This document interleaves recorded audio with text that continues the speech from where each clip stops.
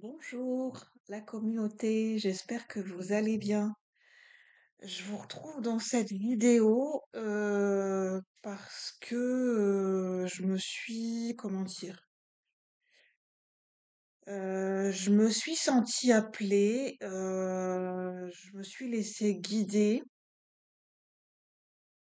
de manière totalement différente de d'habitude. Je me suis sentie appelée par plusieurs supports de canalisation. Alors, au début, je me suis sentie appelée par des lectures spécifiques, par les couleurs, par les crayons de couleur. Et en fait, je me suis laissée appeler par le dessin et l'écriture. J'ai pris des feuilles blanches, j'ai pris un crayon de bois et j'ai trois choix qui se sont dessinés. J'ai écrit des mots et j'ai dessiné sur trois feuilles différentes par choix, trois choix. Donc des messages intemporels. Je ne sais pas ce que ça va donner, je ne sais pas quel est le résultat, je ne sais pas quel est le cheminement. Je me suis dit, je vais faire la vidéo, puis on verra bien. Et puis, je pensais de se laisser guider, et puis on va découvrir ensemble ce que ça donne, quels sont les messages et quelle est l'orientation que va prendre cette vidéo. Alors, en ayant fait dessiner et écrit des mots sur trois feuilles blanches différentes et sur trois choix différentes qui se regroupent, c'est, une- en fait, il y a ça enfin, j'ai dessiné comme on pourrait appeler en quelque sorte, entre guillemets, des formes géométriques, des formes. Ça me parle de direction, de chemin, de comment se dessine un chemin, d'une voie directionnelle. Un peu comme si on prend la route en voiture pour aller en vacances, par exemple, et puis comment se dessine notre chemin. Est-ce qu'on va être amené à prendre, est-ce qu'on va avoir des feux rouges? Est-ce qu'on va être amené, on aura des tournants? Est-ce qu'on aura des voies qui vont se séparer, des autoroutes? Est-ce qu'il y aura des ronds-points? Comment va se dessiner la route? Comment va se présenter le chemin? Peu importe la destination. En fait, là, en fait, c'est comme si l'intérêt du message, c'était l'intérêt, c'est pas l'objectif. L'intérêt, c'est pas la destination finale, c'est le chemin en lui-même. Comment il va se dessiner. Donc, est-ce que ça vous parle pour une situation spécifique, pour votre vie en général? Vous verrez bien comment ça vous parle, si ça vous parle ou pas. Si ça ne vous parle pas, c'est que le message n'est pas pour vous. Donc, vous pouvez choisir entre le chiffre 1, le chiffre 2 ou le chiffre 3. Le premier chiffre qui vous appelle. Il n'y a pas de bonne ou de mauvaise réponse. Là, je vais vous demander de faire à l'intuition pure. Je ne ressens pas de vous présenter des objets, mais uniquement de choisir à l'intuition pure. Le chiffre 1, le chiffre 2 ou le chiffre 3. Je vous laisse mettre sur pause peut-être quelques instants et puis on va démarrer.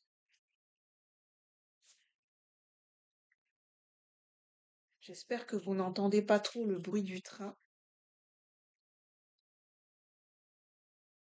Je vais éviter de trop parler parce que je sens que je vais me perdre en fait. Pour une fois, je vais éviter de trop parler. Je vais vraiment me concentrer. Je vais commencer avec le choix numéro un. Je ne sais pas du tout si je vais être amenée à utiliser les cartes comme support. Je n'en sais rien du tout. Là, pour le coup, je n'en ai aucune idée. Je vais découvrir en même temps que vous. Je sais juste que j'ai mis des mots sur des feuilles. J'ai dessiné, entre guillemets. C'est pas vraiment des dessins.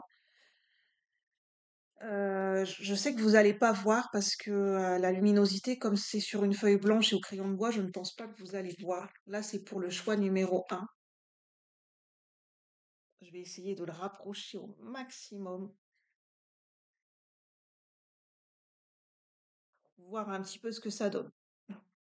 Le schmilblick pour le choix numéro un, parce que c'est vraiment un fourre-tout. Alors, je vais prendre mon petit bâton enfin, pour m'aider à canaliser, mon bâton de sélénite. Ça m'aide à me concentrer.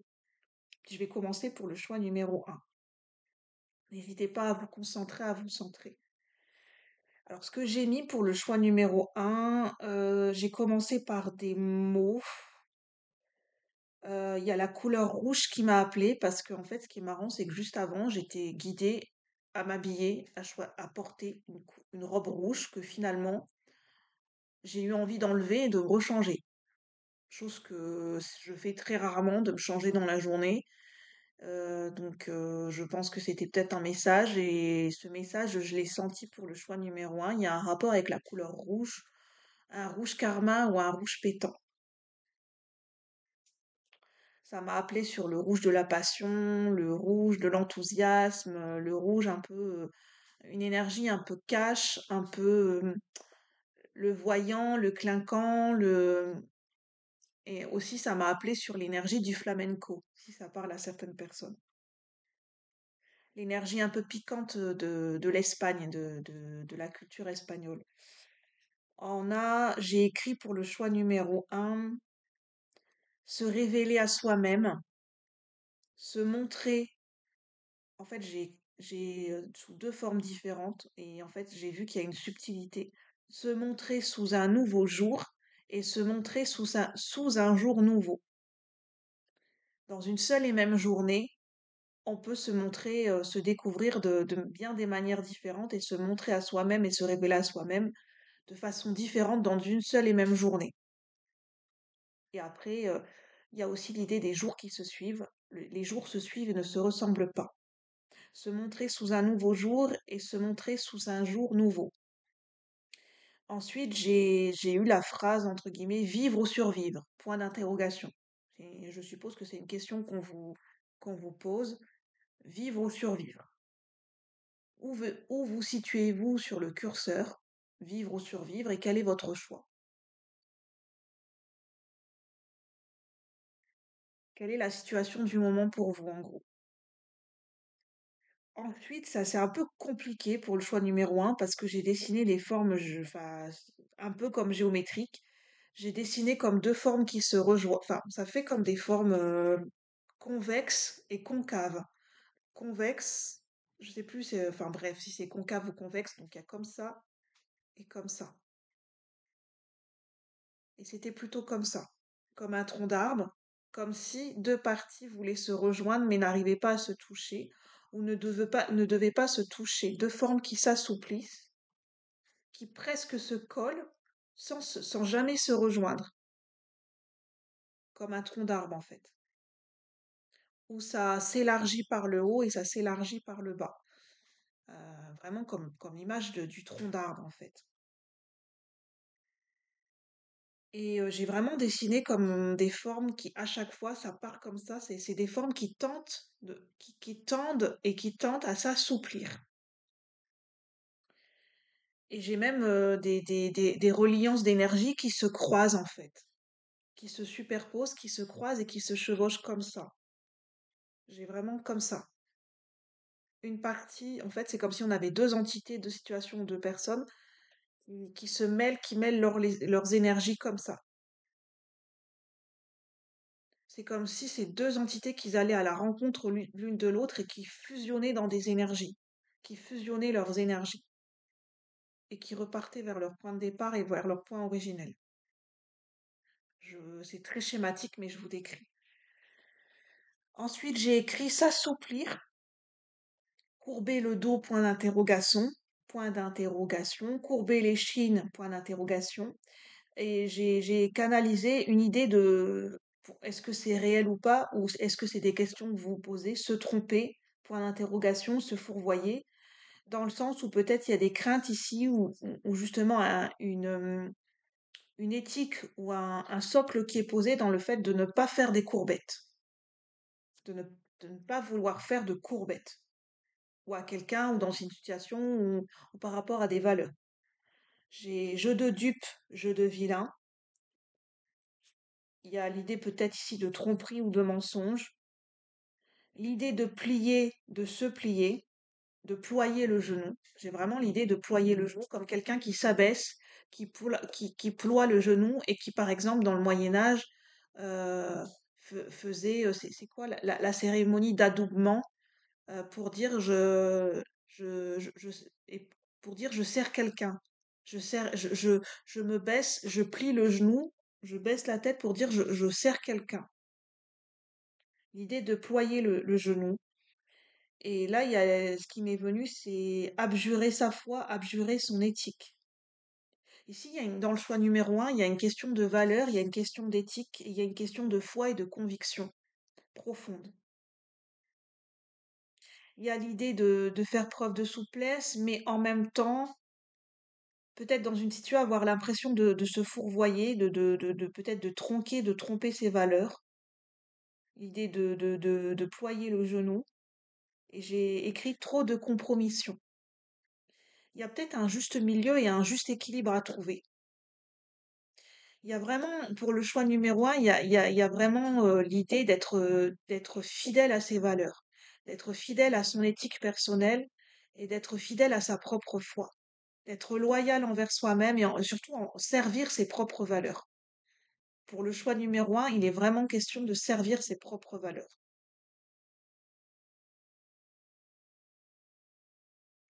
Je vais laisser passer le train.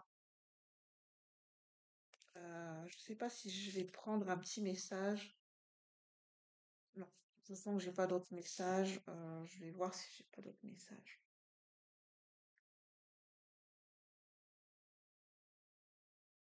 Non, on me dit de rester comme ça ça paraît très énigmatique, mais je ressens au niveau de la canalisation d'en rester là. Juste de dénoncer certaines choses. Et après, c'est comme un jeu de piste, un jeu de réflexion et de continuer le chemin.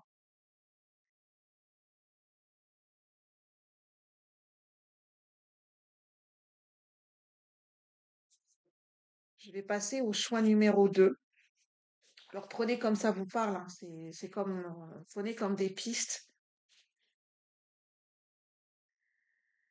Alors, je vous remercie pour le choix numéro un, pour votre passage sur la chaîne. Pour le choix numéro 2, ce qui s'est dessiné comme forme pour vous, je vais vous montrer pour le choix numéro 2. Je ne sais pas si vous allez bien voir. Je ne pense pas. Une forme, elle est là.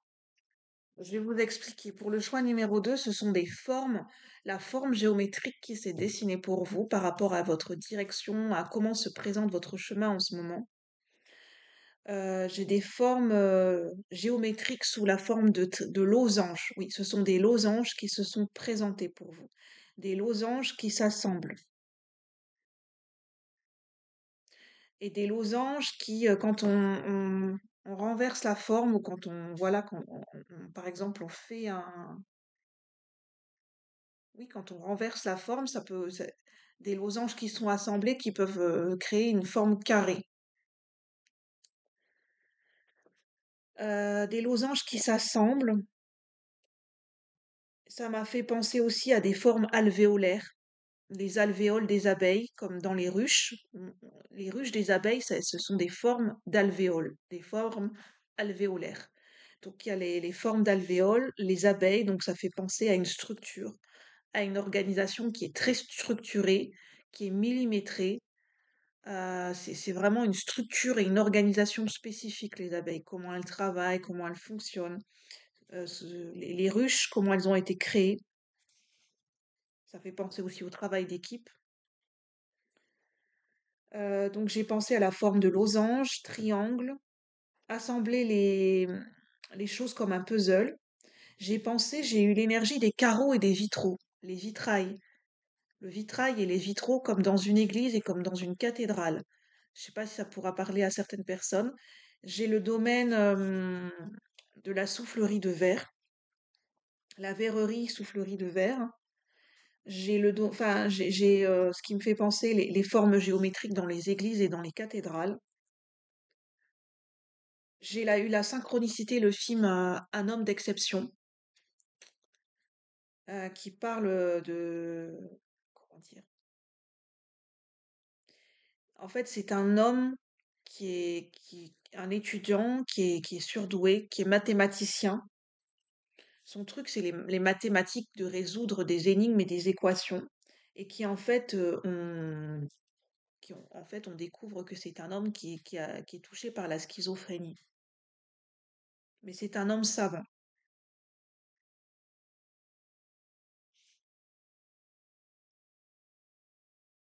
Donc là, on a vraiment le point marqué des formes alvéolaires avec les abeilles, les ruches.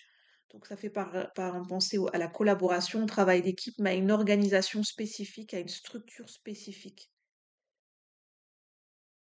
à une géométrie. En fait, pour moi, les formes alvéolaires des abeilles dans les ruches, c'est presque une géométrie sacrée.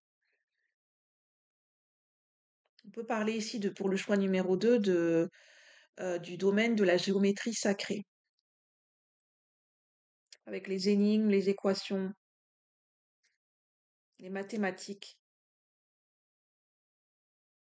On a un lien avec les églises et les cathédrales et les vitraux. Bon, ça paraît comme ça très énigmatique, mais je vais vous laisser avec ça, puis vous verrez comment ça vous parle. Je pense que vous pourrez pas voir, mais c'est pas grave.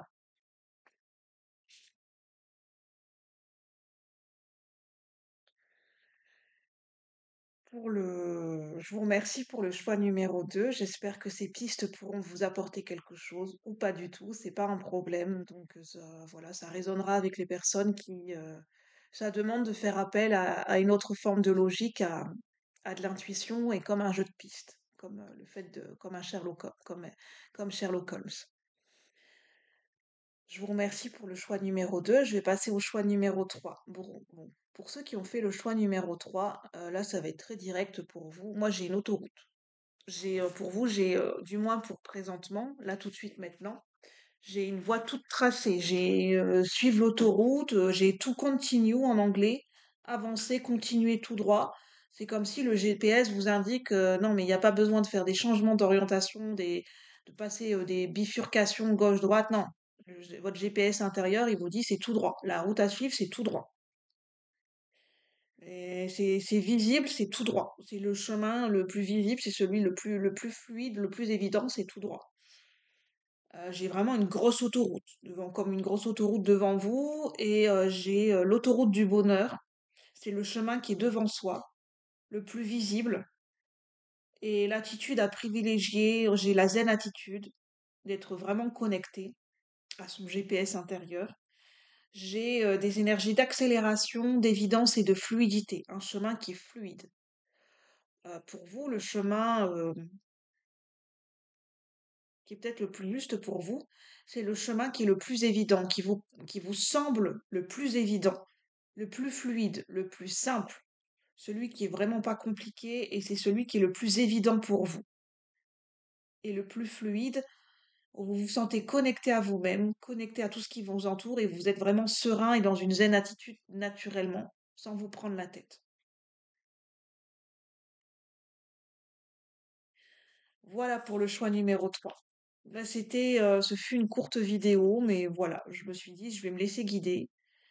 La chaîne, c'est aussi mon espace de créativité, mon laboratoire de créativité. C'est vrai que je l'appelle comme ça.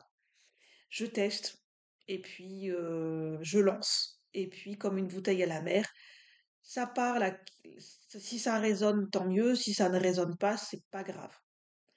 Sur ce, je vous souhaite une bonne journée. Je vous retrouve bientôt pour de nouveaux partages et je vous dis une bonne après-midi. À bientôt, la communauté. Merci.